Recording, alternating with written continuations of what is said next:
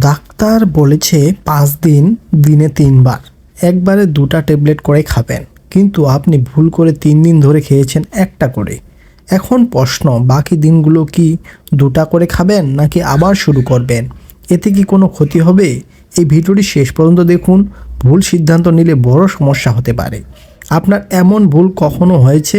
কমেন্টে লিখুন। আর হ্যাঁ, মূল ভিডিও শুরু করার আগে আপনি যদি এই ধরনের ভিডিও সবার আগে পেতে চান তাহলে এখনই সাবস্ক্রাইব করে পাশে থাকুন। ভিডিওটি উপকৃত মনে হলে লাইক ও শেয়ার করে অন্যকে দেখার সুযোগ করে দিন। চলুন শুরু করি।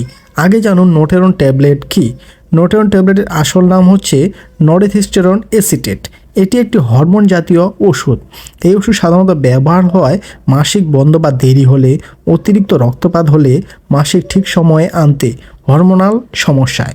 এখন প্রশ্নটি হলো, ডাক্তার বলেছে 5 দিন দিনে 3 বার একবারে 2টা করে খেতে, কিন্তু ভুলে 3 দিন ধরে একটা করে খেয়েছেন। এখন প্রশ্ন, আমি কি এখন থেকে 2টা করে খাবো 5 দিন পর্যন্ত নাকি?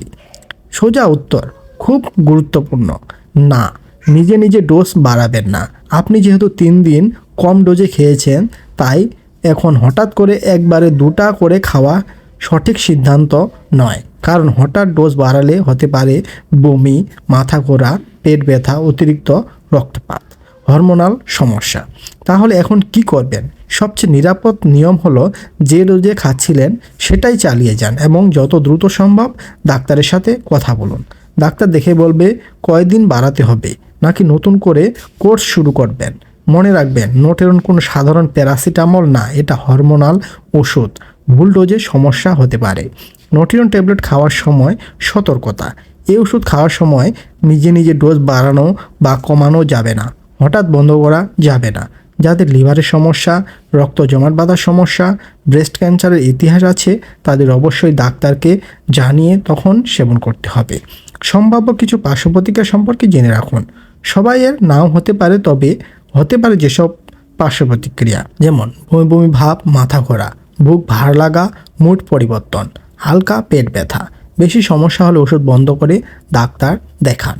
আপনার ডাক্তার যদি কখনো ডোজ বেশি বলে দেয় আর আপনি ভুল করে কম বা বেশি খান, এই ভিডিওটি শেয়ার করুন, অনেকে উপকার হবে।